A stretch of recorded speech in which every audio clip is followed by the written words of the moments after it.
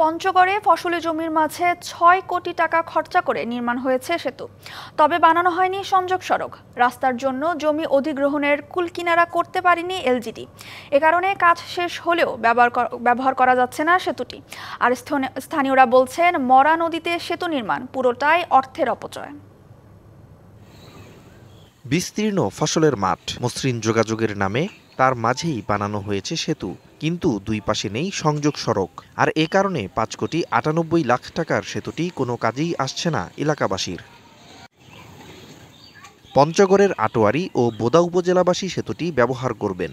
২০২১ সালের অক্টোবরে শুরু হয়ে ৯৬ মিটার দীর্ঘ সেতুটির কাজ শেষ হওয়ার কথা ছিল ২০২২ সালের ডিসেম্বরে, কিন্তু কাজই শুরু হয় ২০২৩ সালে।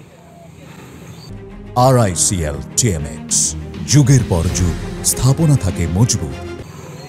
এরই মধ্যে নির্মাণ কাজ শেষ হলেও সংযোগ সড়ক না থাকায় কাজে আসছে না সেতুটি। এছাড়া মরা টাঙ্গন নদীতে এত বড় সেতুর প্রয়োজন ছিল কিনা তা নিয়েও রয়েছে প্রশ্ন। রাস্তা আমাদের নাই, এখন আমাদের ওইদিকে একটা মই দিছে, মই দিয়ে আমরা নামবো কিভাবে?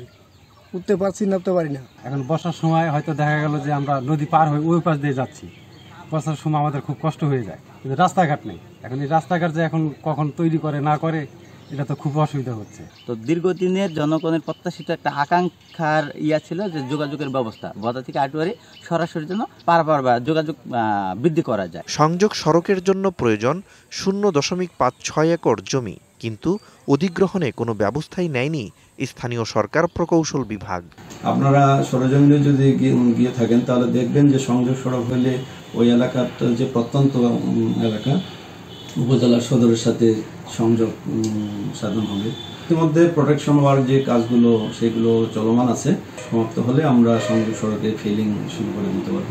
সেতুটি চলাচলের উপযোগী করতে শিগগিরই ব্যবস্থা নেওয়ার দাবি স্থানীয়দের। DVC news desk.